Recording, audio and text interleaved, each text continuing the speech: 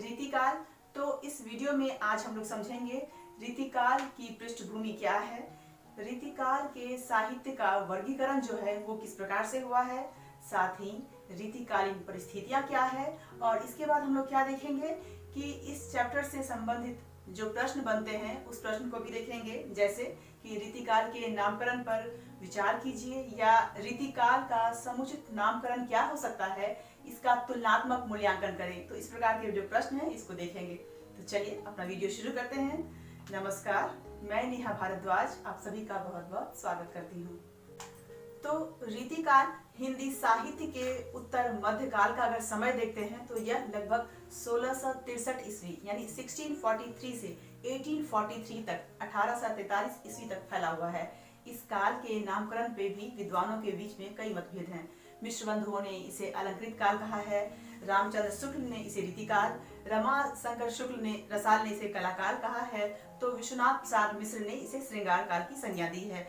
तो doctor Gierson ने 16वीं और 17वीं शताब्दी की रचनाओं को दी आर्स पोएटिका क्या कहा है, दी आर्स पोएटिका की संज्ञा दी है।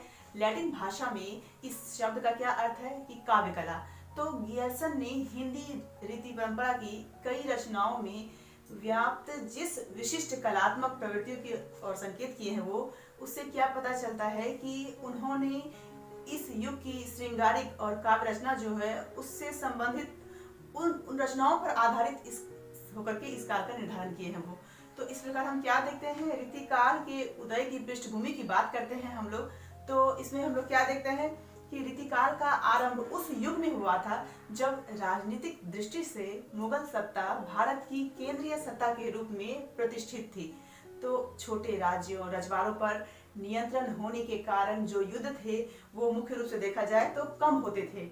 सत्ता का चरित्र आदिकाल की तरह ही हम देखते हैं तो शोषण पर आधारित था, लेकिन यहाँ पे अंतर क्या देखते हैं कि आदिकाल में केंद्रीय सत्ता के अभाव में युद्ध जो था वो लगातार होते रहता था, जबकि इस युग में रीतिकाल में युद्ध जो था वो ना के बराबर था। तो दरबारी परिवेश में मुख्य रूप से दो भावों की कविताएं दिखती थी, वीरता और श्रृंगार की। तो सामाजिक रूप से यह काल भी सामंतवादी स्थितियों का ही काल है। सामंतवाद में एक वर्ग भूमि का मालिक होता है तो और दूसरा वर्ग क्या होता है, किसान जो होता है वो भूमि पर खेती करते हैं जिसका कोई मालिकाना हक नहीं होता है। इस प्रकार हम क्या देखते हैं कि एक वर्ग जो है वो अधिक परिश्रम करके भी शोषित रहता है, जबकि दूसरा वर्ग जो है बिना परिश्रम किए हुए अमीर हो जाता है। तो यहाँ पे हम क्या देखते हैं कि इस युग में फारसी काव्य परंपरा का भी हिंदी पर प्रभाव दिखता है। तो फारसी काव्य परंपरा की मुख्य विशेषताएं देखते हैं इसमें। तो इसमें कविताएं जो थी उसमें प्रेम के विरह पक्ष पर केंद्रित होती है और उसमें विरह की जो मात्रा है वो बहुत अधिक होती है। इसके अलावा इसमें देखें शायरी की प्रमुखता है, इसमें मुक्तक काव्य परंपरा का इसमें विकास हुआ है, इसमें देखते हैं हम लोग। और यही कारण है कि रीतिकाल की कविताओं में मुख्य रूप से मुक्तक ही लिखे गए थे। तो रीतिकाल के उत्तरार्ध का जो समय है उस समय केंद्रीय मुगल सत्ता के टूटने का समय था ये, और इस समय मुक्ति की भावना के दो रूपों में वो दो रूप थे इसमें। एक काव्यधारा ऐसी थी जो दरबारों में रहकर भी दरबारीपन के साथ साथ रीतिवाद से मुक्त है, जिसे रीति मुक्त काव्यधारा कहा गया है। दूसरी धारा कौन सी है, उन कवियों की है जिन्होंने मुगल सत्ता के खिलाफ लड़ने वाले राजाओं जैसे शिवाजी, गोविंद सिंह, छत्रसाल, तो इनके दरबार में रह करके कविताएं लिखी गई थी और इन कविताओं को रीति इतर काव्य में रखा जाता है। ठीक, किसमें रखा जाता है, रीति इतर काव्य में। इस प्रकार हम क्या देखते हैं कि रीतिकाल में दरबारों के बाहर भी कविताएं रची जाती थी। रीतिकाल की गैर दरबारी कविता में मुख्य रूप से दो परंपराएं आती है, नीति काव्य और भक्ति काव्य। भक्ति काव्य की चारों काव्य धाराएं इस काल में भी बनी रही, जबकि उनमें से देखा जाए तो वह तीव्रता और रंगत जो है वो नहीं रही जो भक्ति काल में थी। इसके अलावा इस काल में पहली बार स्वतंत्र रूप से नीति काव्य परंपरा का विकास हुआ, जिसमें लोक भाषा में लोक जीवन के उदाहरणों के आधार पर नीति कथन कहे गए हैं। ठीक, इसके बाद हम क्या देखते हैं, रीतिकाल के साहित्य का वर्गीकरण अगर करते हैं, हम लोग देखते हैं इसको, तो क्या देखते हैं, रीति काव्य या रीतिबद्ध काव्य जो है, यह काव्य धारा उन कवियों की है जिन्होंने राजाओं और सामंतों को शास्त्रीय ज्ञान देने के लिए लक्षण ग्रंथों की रचना की थी। ठीक, ये पहले संस्कृत के ग्रंथ से लक्षण या सिद्धांत का अनुवाद ब्रज भाषा में प्रस्तुत करते थे, फिर उस सिद्धांत या लक्षण के उदाहरण के रूप में कविताएं लिखते थे।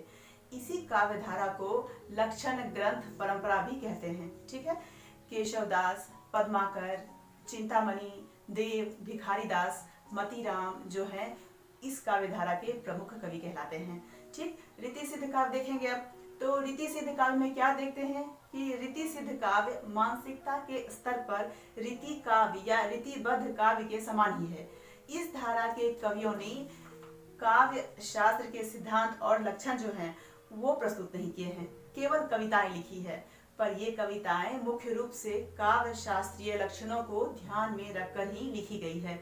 राजाओं की प्रशस्ति और श्रृंगार को केंद्रीय रख करके और उसकी जो विशेषताएं थी वो भी रीति काव्य में है। ठीक है, तो रीतिकालीन काव्य को अगर हम विभाजित करते हैं, इसको वर्गीकरण करते हैं, तो इसमें क्या देखते हैं कि रीतिबद्ध काव्य या लक्षण ग्रंथ काव्य परंपरा भी बोल सकते हैं। इसमें आचार्य कवि परंपरा केशवदास और पद्माकर हैं इसमें। ठीक, इसके बाद देखते हैं रीति सिद्ध काव्य में बिहारी लाल कवि हैं, फिर रीति मुक्त काव्य में घनानंद, फिर रीति इतर काव्य जो है इसके दो रूप हैं, दरबारी कविता और गैर दरबारी कविता।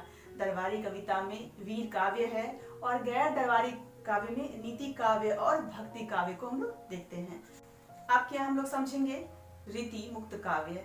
ठीक है, तो ये जो काव्य धारा है ये रीति काल में विशिष्ट स्थान रखती है और दरबार में रहकर भी ये जो कवि हैं ये अनुभूति की प्रामाणिकता के साथ साथ दायित्व मूलक प्रेम का पालन करने वाले कवि होते हैं। इन्हीं कवियों की परंपरा को रीति मुक्त काव्य कहते हैं। घनानंद जो है इस धारा के सर्व प्रमुख कवि हैं और इन कवियों में देखते हैं तो आलम, बोधा, ठाकुर और द्विजदेव जो हैं वो भी शामिल हैं। अब हमारा कौन सा बच गया, रीति इतर काव्य। ठीक है, तो जो काव्य यानी कि ऊपर के जो तीनों काव्य हमारे हैं, रीतिबद्ध काव्य, रीति मुक्त काव्य, ठीक है, उन काव्यों से ये अलग काव्य है, इसीलिए इसे रीति इतर काव्य कहते हैं।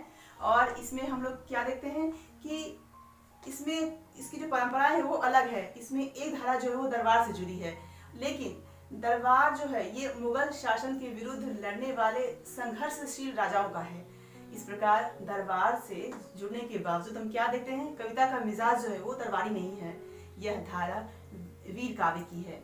इसके प्रमुख कवियों में कौन कौन है, भूषण, गुरु गोविंद सिंह हैं। ठीक है, इसके बाद हम देखते हैं एक और धारा है, कौन सी धारा है, भक्ति काव्य की। तो भक्ति काल के साथ ही देखा जाए तो वो काल समाप्त नहीं हुआ था, थोड़ी बहुत मात्रा में रीति काल में भी दिखा गया इसको। तो इसमें अंतिम धारा नीति काव्य की थी। इसमें नीति के कथन जो थे वो स्वतंत्र रूप से कहे गए हैं। भक्ति काल तक भी नीति कथन कविताएं देखे जाते थे, पर वहां पर वे धर्म से जुड़ करके आते थे। तो इस काव्य धारा में ये कथन पहली बार स्वतंत्र रूप से आए। इसमें वृंद, गिरिधर कवि राय जो हैं इसके प्रमुख कवि हैं। कौन कौन कवि हैं, वृंद और गिरिधर कवि राय। ठीक है, रीति काव्य का प्रवर्तक कौन है। ठीक है, इसमें देखते हैं कि रीति काव्य के प्रवर्तक के प्रश्न पर हिंदी साहित्य इतिहास में देखते हैं तो एक मत नहीं है। आचार्य विश्वनाथ प्रसाद मिश्र के अनुसार रीति काव्य का प्रवर्तक कृपाराम को मानना चाहिए, जिन्होंने 1571 यानी कि 1571 में अपना रस निरूपण संबंधी ग्रंथ जो है, क्या नाम है उसका, हित तरंगिणी, उसको रचा है। कुछ इतिहासकारों के अनुसार यह सम्मान जो है कृष्ण भक्ति काव्य धारा के प्रसिद्ध कवि नंददास को मिलना चाहिए, क्योंकि उन्होंने 1560 ईस्वी के आसपास अपनी प्रसिद्ध पुस्तक रसमंजरी लिखी है। ठीक है, डॉक्टर नगेंद्र के अनुसार रीति काल का प्रवर्तक आचार्य केशव दास को मानना चाहिए। इन्होंने 1601 में कवि प्रिया की रचना की है। इसके अलावा हम देखते हैं कि आचार्य रामचंद्र शुक्ल ने हिंदी साहित्य के इतिहास में दावा किए हैं कि रीति काव्य का प्रवर्तक चिंतामणि त्रिपाठी जो हैं उनको मानना उचित होगा। उन्होंने क्या किया है कि 1700 संवत यानी 1663 ईस्वी के आसपास अपने लक्षण ग्रंथों में काव्य विवेक, काव्य प्रकाश के साथ साथ कवि कुल कल्पतरु की रचना की है। ठीक है, तो इस प्रकार हम क्या देखते हैं कि आचार्य शुक्ल का मत देखते हैं। तो शुक्ल जी क्या जानते थे कि केशव दास का रचनाकाल चिंतामणि से लगभग 50 वर्ष पहले का है, लेकिन तब भी उन्होंने चिंतामणि त्रिपाठी को ही रीतिकाल या रीति काव्य का प्रवर्तक माना है। इसी प्रकार हम क्या देखते हैं, डॉक्टर नगेंद्र जो हैं वो आचार्य शुक्ल जी के मत का खंडन करते हुए केशव दास को ही रीति काव्य का प्रवर्तक सिद्ध करने का प्रयास किया है, और उन्होंने आचार्य शुक्ल के तर्कों का खंडन किया है। ठीक है, यह ठीक है कि रीति परंपरा मुख्य रूप से रसवादी नहीं है, लेकिन केशव दास संकीर्ण अर्थ में अलंकारवादी नहीं थे। उन्होंने अलंकार सिद्धांत को व्यापक अर्थ में लिया है, और इस व्यापक अर्थ के अंतर्गत रस के साथ अन्य सभी काव्य शास्त्रीय संप्रदाय जो हैं अलंकार में शामिल हो जाते हैं। इसीलिए उनका अलंकारवाद रसवाद का विरोधी नहीं है यहाँ पे। तो इस प्रकार के कई सारे विद्वानों ने अपने अपने मत दिए। रीति काव्य धारा या रीतिबद्ध काव्य धारा, चलिए इसको समझेंगे हम लोग अब। तो रीति शब्द का क्या अर्थ हुआ, काव्य शास्त्रीय परंपरा। इस काल के कवि रीति ग्रंथ, रस अलंकार विवेचना संबंधी ग्रंथ जो है वो लिखा करते थे। तो रीतिकाल हिंदी साहित्य के इतिहास की दृष्टि से उत्तर मध्यकाल है। तो रीति ग्रंथ से क्या अर्थ है कि उन रचनाओं से है जिसमें रस, छंद, अलंकार और नायिका भेद जैसे उदाहरण जो है वो कविताएं उसमें उसकी रचनाएं की जाती थी इसमें। तो यह काव्य धारा रीतिकाल की विशिष्ट काव्य धारा है। इस धारा के कवियों ने राजाओं, सामंतों को शास्त्रीय ज्ञान देने के लिए लक्षण ग्रंथों की रचना की है। ठीक, पहले संस्कृत से लक्षण या सिद्धांत का अनुवाद ब्रज भाषा में प्रस्तुत करते थे, फिर उदाहरण के रूप में कविताएं लिखते थे। इसी काव्य धारा को लक्षण ग्रंथ परंपरा भी कहते हैं, जो हम पहले भी जान चुके हैं। ठीक है, तो परंपरा का प्रवर्तक देखते हैं इसमें तो कब हुआ है, तो हिंदी में रीति ग्रंथों की परंपरा को चिंतामणि जो 1643 यानी 1643 जो है से आरंभ माना जाता है। लेकिन यहाँ हम क्या देखते हैं कि उनसे पहले लगभग 1601 ईस्वी में केशव दास के कवि प्रिया ग्रंथों के साथ ही लक्षण ग्रंथ लिखना जो था वो आरंभ हो चुका था। केशव दास के बाद लगभग 40 वर्षों तक किसी दूसरे कवि ने लक्षण ग्रंथ नहीं लिखे। साथ ही यह भी देखते हैं कि केशव दास ने संस्कृत के प्राचीन आचार्यों का भी अनुसरण किया, लेकिन चिंतामणि यहाँ पे देखते हैं कि उसके बाद के कवियों ने संस्कृत आचार्यों की अनुदित रचनाओं के साथ साथ यहाँ देखते हैं कि चंद्रलोक कुवलयानंद जो है इनका भी अनुसरण किया है। ठीक है, इसीलिए आचार्य शुक्ल ने चिंतामणि त्रिपाठी से ही रीति काव्य का आरंभ मानते हैं, ना कि केशवदास से।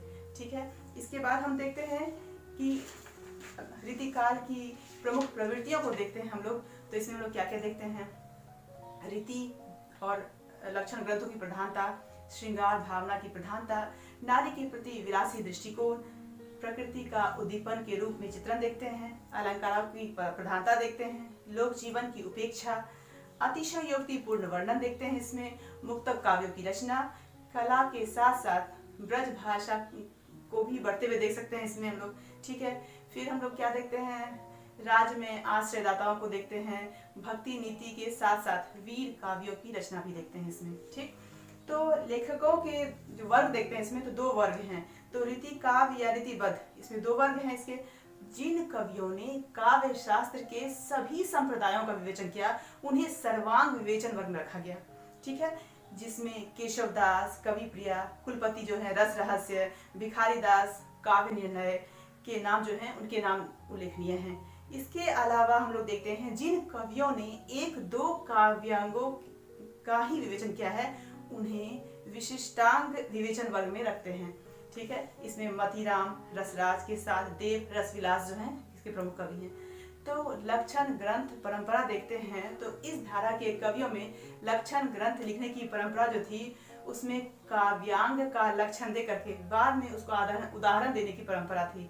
जैसे लक्षण में देखते हैं, जहाँ एक ही बात को उपमेय उपमान तहाँ अन्वय कहत हैं कवि मतीराम सुजान। ठीक है, उदाहरण में क्या लिखते हैं कि सुरजन कैसी सुरजन ही में साहब साभी है, भोज कैसी भोज में अकर बर भाल में। ठीक है, तो ये उदाहरण में लिख सकते हैं। तो ये लक्षणों का अनुवाद सीधे सीधे संस्कृत के ग्रंथों से करते थे। संस्कृत की परवर्ती रचनाओं जैसे चंद्रालोक जो थे हम लोग पढ़े है ना, तो इनके लक्षणों को ही इनमें ब्रज भाषा में प्रस्तुत करते थे ये। उनकी अपनी तरफ से देखते हैं कोई भी मौखिक लेखन जो है वो नहीं है इसमें, ठीक है। काव्य प्रवृत्तियां देखते हैं, इन रचनाओं की कविता में मुख्य रूप से अपने राजाओं को खुश करने की जो प्रशंसा थी वो झलकती है, और इसके वर्णन जो थे वो मुख्य रूप से श्रृंगार प्रधान है, जिसमें शुद्ध विलास और भोग की प्रवृत्तियां दिखती है, ठीक है। तो श्रृंगार में एक उदाहरण हम लोग लिख सकते हैं पद्माकर का, गुलगुली गिल में गलीचा है, गुनिजल है, चांदनी है, चिक है, चिरागन की माला है, कहे पद्माकर ज्यों गजक गिजा है सजी, सुएज है, सुराही है, सुरा है और प्याला है, ठीक। इस प्रकार निष्कर्ष रूप से हम क्या कह सकते हैं, रीतिकाल काव्य रचना जो थी इसमें अब राजाओं की रुचि और इच्छा जो थी उसकी अनुरूप होने लग गई थी। राजाओं की वासना तृप्ति ने कविता का उद्देश्य और स्वरूप दोनों को बदल दिया था इसमें। साथ ही हम देखते हैं कि मुगल शासकों के प्रभाव के स्वरूप फारसी भाषा के साथ साथ साहित्य का भी पर्याप्त प्रभाव देखा जा सकता है, और फारसी साहित्य की विरह व्यंजना भी देखते हैं इसमें। संस्कृत की काव्य शास्त्र परंपरा के सभी प्रभावों को जगह मिली इसमें। अलंकार, निरूपण, रस विवेचन, नायक नायिका भेद के साथ नक्शिक वर्णन जो है इसमें देखते हैं हम लोग, ठीक है। साथ ही हम क्या देखते हैं इसमें कि रीतिकालीन परिस्थितियां देखते हैं निष्कर्ष रूप से, तो अशांति और अव्यवस्था का युग था ये। मुगल शासन की शक्तिहीनता देखते हैं हम लोग इसमें। बाहरी आक्रमण का प्रभाव देखते हैं इसमें। प्रादेशिक शासकों के साथ पारस्परिक युद्ध के साथ क्या देखते हैं, मराठा और सिखों के आक्रमण भी देखते हैं इसमें। कंपनी शासन का राज्य विस्तार भी देखा गया है इसमें। तो रीतिकालीन काव्य में श्रृंगारिकता का जो स्पर्श है वो भक्तिकाल कृष्ण काव्य की ही देन कहा जा सकता है। रीतिकालीन साहित्य समस्त समाज का दर्पण न होकर एक सामंती समाज का प्रतिबिंब है, ठीक। साथ ही अगर हम इसका नामकरण का निष्कर्ष निकालते हैं तो शुक्ल जी इसे रीतिकाल, रीति शब्द एक विशेष प्रकार की पद रचना या परिमाटी का सूचक है, लक्षण बताकर उदाहरण देने की प्रवृत्ति इसमें देखते हैं हम लोग। अब हम लोग रीतिकाल से संबंधित जो प्रश्न है उस प्रश्न की चर्चा करेंगे। तो रीतिकाल का समुचित नामकरण क्या हो सकता है, या रीतिकाल के नामकरण पर विचार कीजिए या इसका मूल्यांकन कीजिए। तो चलिए इसको समझते हैं। तो रीतिकाल ये हम सभी को पता है कि संवत 1700 से 1900 तक सामंती जीवन पद्धति, सामंती मनोवृत्ति और शास्त्रीयता का अद्भुत संयोग है।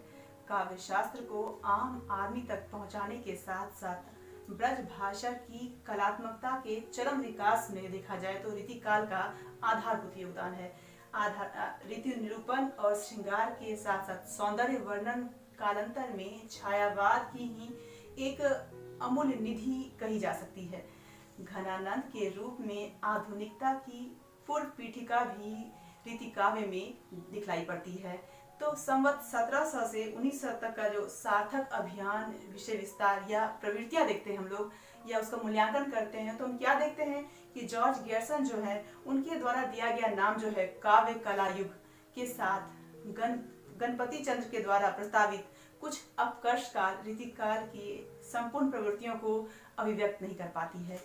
कलात्मक निसंदेह एक प्रवृत्ति है, लेकिन इसमें अव्यापी दोष क्या है कि अपकर्ष काल नाम भी राजनीतिक, सामाजिक और दशा का सूचक हो सकता है, लेकिन साहित्य का नहीं हो सकता है। इसी प्रकार हम देखते हैं कि मिश्र बंधु ने अपनी पुस्तक मिश्र बंधु विनोद में विवेच्य कालखंड को अलंकृत काल का नाम दिया है। तो उनका क्या तर्क था कि रीतिकाल में अंतर वस्तु की तुलना में अभिव्यक्ति के अलंकरण पर बल दिया गया है।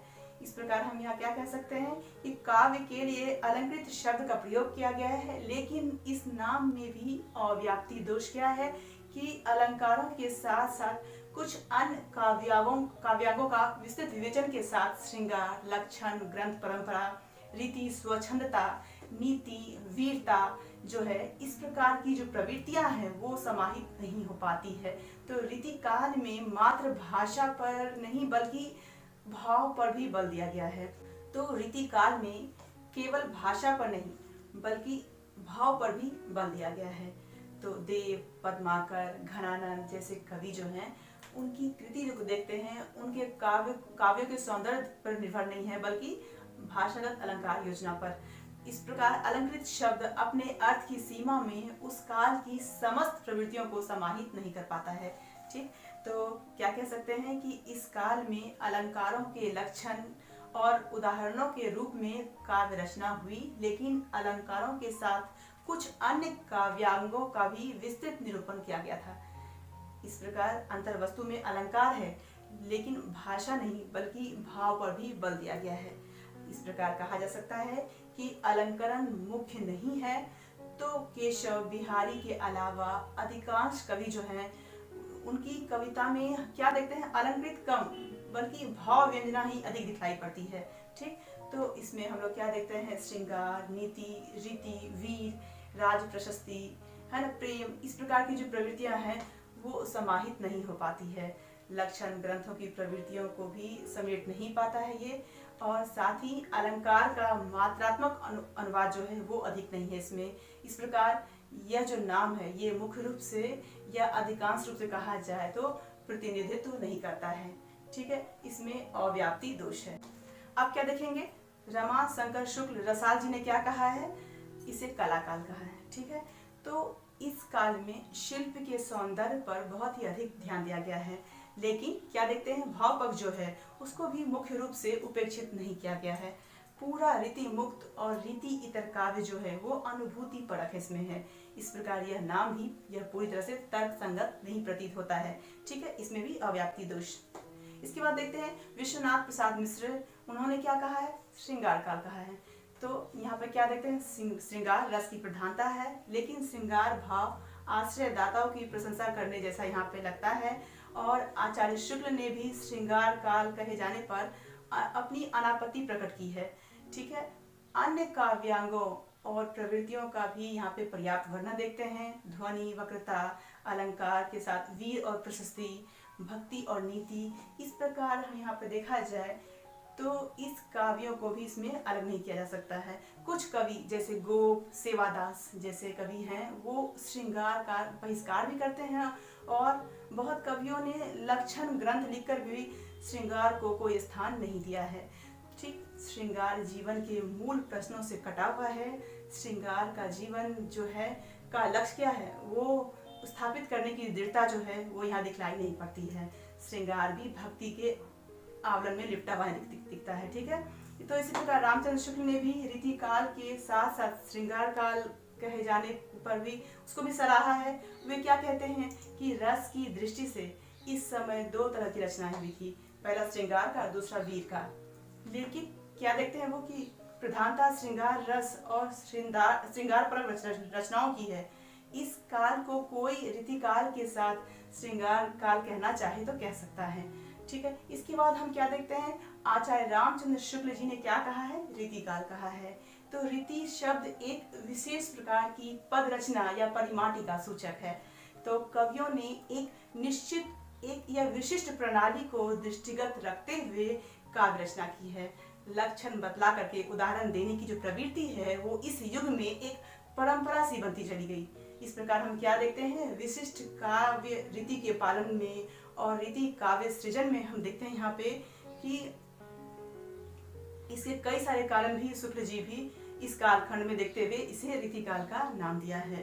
ठीक, इसके बाद भिखारी दास जो है वो क्या बोलते हैं कि काव्य की रीति सीखी सुखविन सो, मतलब वो क्या बोलते हैं, मैंने काव्य की रीति मैंने कवियों से ही सीखी है। चिंतामणि भी बोलते हैं कि रीति सुभाषा कवित्व की बर्तन बुध अनुसार। ठीक है, तो रीति पद्धति पर लिखना कवियों के लिए प्रतिष्ठा सूचक बन गया था। रीति लक्षण परंपरा के साथ साथ श्रृंगार को भी समेटती है। ठीक है, तो इस प्रकार हम देख सकते हैं रीति काल का नामकरण भी दोषमुक्त नहीं है। घनानंद, आलम, बोधा, ठाकुर और दुष्देव जैसे रीति मुक्त की संपूर्ण रूप से देखा जाए तो ये समाहित नहीं हो पाते हैं। तो वीर रस के कवि सूदन, जोधराज जो हैं, वृंद, ये सब जो कवियां हैं वो भी नीति काव्यों को ही आगे बढ़ाते हैं, बल्कि वो क्या बोलते हैं, वो रीति मुक्त और रीति इतर काव्यों के वर्गों में रखा जा सकता है इसे। ठीक है। रीति काल का सामान्य परिचय देते हुए शुक्ल जी ने क्या लिखा है कि इसमें संदेह नहीं है कि काव्य रीति का सम्यक समावेश जो है वो पहल आचार्य केशव ने ही किया है। इसी तरह इस काल के अनेक कवियों ने काव्य रीति, अलंकार रीति और रस रीति जो है इसका प्रयोग किया है। रीति के से क्या अभिप्राय है कि प्रकार, प्रणाली और पद्धति से है।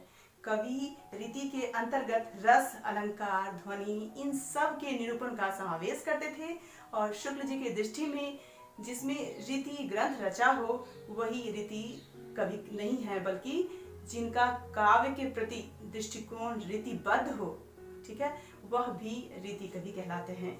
इसीलिए बिहारी को भी उन्होंने रीतिबद्ध कवियों में रखा है। ठीक, इसके बाद घनानंद, आलम, बोधा जो हैं, ठाकुर, ये कवि जो हैं ये बच जाते हैं जिन्होंने ना तो रीति ग्रंथ रचा है, ना ही जिनकी रचनाएं रीति परक है। वीर, नीति, भक्ति, इनको भी रीति मुक्त कहना सही होगा, क्योंकि प्रत्येक युग में जो प्रमुख प्रवृत्तियां होती है उसके साथ साथ कई गौण प्रवृत्तियां जो वो भी चलती रहती है। इस प्रकार रीति शब्द को लेकर के 3 वर्ग बनते हैं। कौन कौन? रीतिबद्ध, रीति सिद्ध और रीति मुक्त। ठीक है। इसके बाद हम लोग क्या देखते हैं? रीति शब्द सकारात्मक और नकारात्मकता के साथ साथ देखते हैं। सकारात्मकता और नकारात्मकता के साथ साथ अपनी व्याप्ति में इस काल के सभी कवियों को समाविष्ट कर लेता है। इस प्रकार निष्कर्ष रूप से हम कह सकते हैं कि विषय चयन और विस्तार वर्णन के आधार पर इस काल को रीति काल नाम देना ही तर्क संगत लगता है और यह नाम जो है ये अतिव्याप्ति या अव्याप्ति दोषों से मुक्त है ही। साथ ही अधिकांश कवियों के द्वारा श्रृंगार को कम से कम रूप से ग्रहण करना भी तो एक विशिष्ट प्रकार की पद्धति या उसके अंतर्गत ही ये आता है। तो रीति मुक्त और रीति इतर कवियों पर भी प्रत्यक्ष या अप्रत्यक्ष रूप में रीति के प्रभाव को देखा जा सकता है। ठीक, तो रीति काल नामकरण ही देखा जाए तो अपेक्षाकृत अधिक सटीक और सारगर्भित है। ठीक है, शुक्ल जी द्वारा दिया गया रीति काल एक सार्थक और दोषमुक्त नाम है। इसमें संदेह नहीं है कि रीति काल जैसा अभिधानहीन तत्कालीन कविता के स्वभाव और परिमाटी के निकट जाना पड़ता है। ठीक है। इस प्रकार की खास जानकारियाँ हमारे चैनल के माध्यम से आपको मिलती रहेगी। हमारे चैनल के साथ जुड़े रहें। आज के लिए इतना ही। धन्यवाद।